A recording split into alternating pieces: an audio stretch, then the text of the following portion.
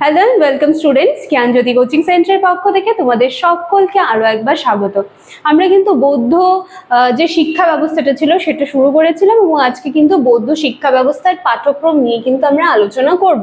আজকের ক্লাস বা আজকে আলোচনার বিষয়টা শুরু করার আগে আমি তোমাদের একটু বলে নিতে চাই, তোমরা যারা প্রত্যেক দিন কিন্তু ইউটিউবের মাধ্যমে ইউটিউবে যে ক্লাসেসগুলো মানে আমার দ্বারা বা আমাদের আরো যারা স্যার ম্যামরা আছেন তাদের যে ভিডিওসগুলো প্রত্যেক দিন যায়, তোমরা যারা ইউটিউব ভিডিওসের মাধ্যমে আমাদের সাথে জুড়ে আছে এবং তোমরা যারা চাইছো যে আমাদের সাথে সরাসরি যুক্ত হয়ে আমাদের কাছ থেকে পড়তে, তার জন্য কিন্তু তোমাদের সকলকে আরো একবার ওয়েলকাম। তার জন্য তোমাদেরকে কি করতে হবে, তোমরা এখানে কর্নারে দুটো নাম্বার দেখতে পাচ্ছ। এই নাম্বার দুটি হলো আমাদের জ্ঞানজ্যোতি কোচিং সেন্টারের অফিসিয়াল হেল্পলাইন নাম্বার।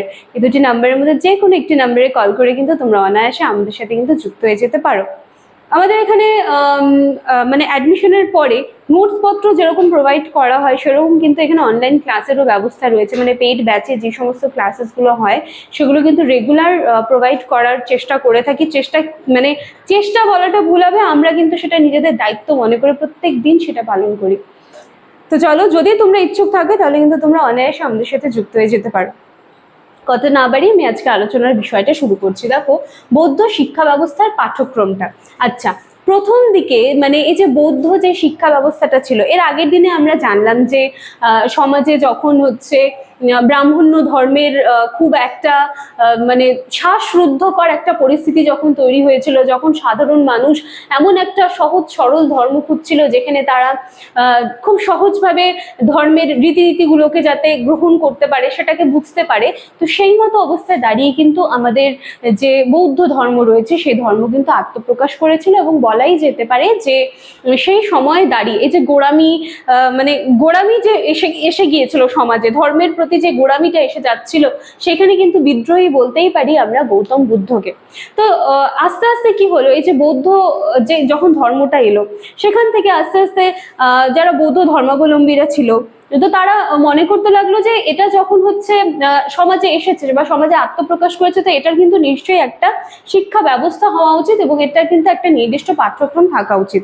এবং সেই মানে উদ্দেশ্যে বা সেখান থেকেই কিন্তু এই যে পাঠ্যক্রম, যেটা আমি একটু লেখার চেষ্টা করেছি, সেটা কিন্তু এসেছে।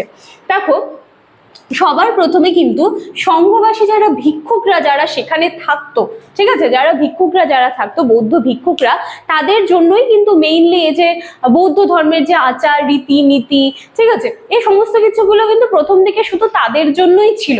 এবং পরবর্তীতে এটা মনে করা হয় যে এটাকে শুধুমাত্র ধর্মীয় আচার আচরণ রীতিনীতির মধ্যে আবদ্ধ না রেখে এটাকে একটা আমরা শিক্ষা ব্যবস্থার মধ্যে কিন্তু আনতে পারি এবং এটার কিন্তু একটা পাঠ্যক্রমও করা যেতে পারে। ঠিক আছে, প্রথম অবস্থায় কিন্তু এটা সংঘবাসী ভিক্ষুকদের জন্যই কিন্তু ছিল বেসিক্যালি।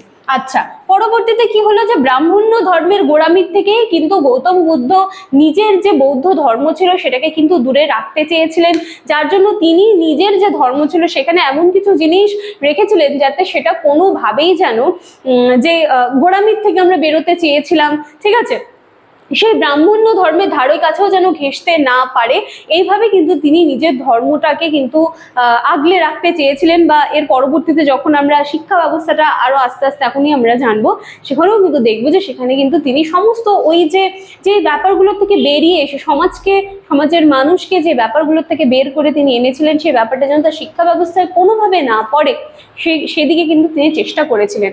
আচ্ছা, দেখো, এখানে লেখা হয়েছে যে আমি দেখেছি পাঠ্যসূচি কিন্তু খুব ব্যাপক বা দীর্ঘ ছিল না। মানে এই সমস্ত কিছু চিন্তা ভাবনা, যে আচার রীতিনীতি, এই সমস্ত কিছু বৌদ্ধ ধর্মেও ছিল এবং সহজভাবে সেগুলো মানতে হতো। তো পরবর্তীকালে সেগুলো যেটা আমি বললাম যে প্রথমে সংঘবাসী ভিক্ষুকদের জন্য ছিল, কিন্তু পরবর্তীকালে সেটা মানে সকলের জন্যই শিক্ষার কিন্তু একটা দরকার হয়ে পড়ে। এবং সেটা যখন হচ্ছে একটা পাঠ্যক্রমের কথায় যখন ভাবনায় সেটা আসে, তার যে পাঠ্যসূচিগুলো ছিল সেটা কিন্তু শুরুর দিকে খুব একটা ব্যাপক ছিল না বা খুব একটা দীর্ঘ কিন্তু ছিল না। ঠিক আছে, দেখো, বৌদ্ধদের যে ধর্মগ্রন্থ রয়েছে ত্রিপিটক, এটা কিন্তু আমরা একেবারে ছোট্ট ক্লাস 6 থেকে কিন্তু জেনে আসছি। ঠিক আছে, তো বৌদ্ধদের যে ধর্মগ্রন্থ ছিল ত্রিপিটক, সেই ত্রিপিটককে কিন্তু এই যে পাঠ্যসূচির অন্তর্ভুক্ত করা হয়েছিল। এবং ত্রিপিটকের আবার 3টা ভাগ রয়েছে, সেটাও আমরা জানি। একটা হচ্ছে সূত্র পিটক, একটা বিনয় পিটক এবং আরেকটা হচ্ছে অভিধম্ম পিটক। আচ্ছা, এই সূত্র পিটকের মধ্যে ছিল বুদ্ধদেবের উপদেশ এবং বাণীগুলো। ঠিক আছে, বিনয় পিটকে ছিল বৌদ্ধ শ্রমণ এবং ভিক্ষুকদের কি কি কর্তব্য পালন করতে হবে সেই বিষয়টা ছিল। এবং অভিধম্ম পিটকে ছিল যে বৌদ্ধ তত্ত্ব ও দর্শন তত্ত্ব, এই ব্যাপারগুলো কিন্তু আস্তে আস্তে দেখা যায় যে পাঠ্যক্রমের অন্তর্ভুক্ত কিন্তু হয়ে যায়। ঠিক আছে, এবার প্রথম দিকে জাদু, জ্যোতিষ, দর্শন এই সমস্ত ব্যাপারগুলো কিন্তু সমস্ত শিক্ষার্থীদের জন্য ছিল না। ঠিক আছে, এবার এই যে সমস্ত শিক্ষার্থীদের জন্য যে ছিল না, সেইখানে বা সেই প্রেক্ষাপটে দাঁড়িয়ে আবার আমরা দেখতে পাই যে বৌদ্ধ যে সম্প্রদায়টা আত্মপ্রকাশ করেছিল সমাজে একটা সহজ সরল রীতিনীতি নিয়ে, সেটা কিন্তু আবার দুটা ভাগে ভাগ হয়ে যায়। একটা হচ্ছে হীনযান এবং আরেকটা মহাযান। ঠিক আছে, এবং এদের মধ্যে যে গোষ্ঠীটা হচ্ছে মহাযান সম্প্রদায় যারা চলে গেল, তাদের মতবাদ কিন্তু ছিল অনেক উদার মতবাদ সম্পন্ন, তারা কিন্তু ছিল।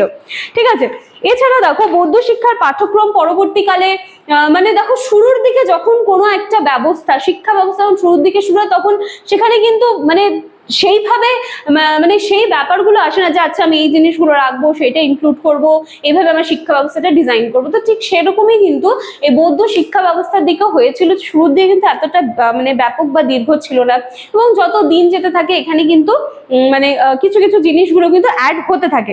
ঠিক আছে, এবং আস্তে আস্তে আমরা দেখতে পাই যে ভেষজ, রসন, স্থাপত্য, শিল্প, চিকিৎসা বিদ্যা এই সমস্তটাই কিন্তু পরবর্তীকালে আমরা দেখি যে এই জিনিসগুলো কিন্তু বৌদ্ধ যে শিক্ষা ব্যবস্থা রয়েছে, তার যে পাঠ্যক্রম রয়েছে, সেটার মধ্যে কিন্তু যত দিন যেতে থাকে এই জিনিসগুলো এটার মধ্যে কিন্তু ইনক্লুড হতে থাকে। কিন্তু একটা মানে কথা না বললে যে যতই এই যে বৌদ্ধ শিক্ষা ব্যবস্থাটা যতই আরো পরিণত হচ্ছিল, যত দিন যাচ্ছিল, যত এটার মধ্যে নিত্য নতুন জিনিসগুলো অ্যাড হচ্ছিল, ততই কিন্তু এখানে দেখা যাচ্ছিল যে মানে ব্রাহ্মণ্য শিক্ষার মধ্যে এবং তাদের যে মানে বৌদ্ধ যে শিক্ষা ব্যবস্থা, তাদের মধ্যে যে সমন্বয় ছিল, সেটার কিছু কিছু জিনিস কিন্তু সেখানে মানে পরবর্তীকালে সেটা দেখতে পাওয়া যাচ্ছিল। ঠিক আছে, তো এই ছিল তোমাদের হচ্ছে বৌদ্ধ শিক্ষা ব্যবস্থার পাঠ্যক্রমটা। তো আজকের ক্লাস বা আলোচনার বিষয়টা কিন্তু আমি এটুকুই রাখছি। যে পয়েন্টসগুলো একেবারে আলোচনা না করলেই নয়, আমি কিন্তু সেগুলো এখানে লিখে দেওয়ার চেষ্টা করেছি। তোমরা চাইলে কিন্তু সেটাকে পজ করে লিখে নিতে পারো বা একটা স্ক্রিনশট নিয়ে নিতে পারো।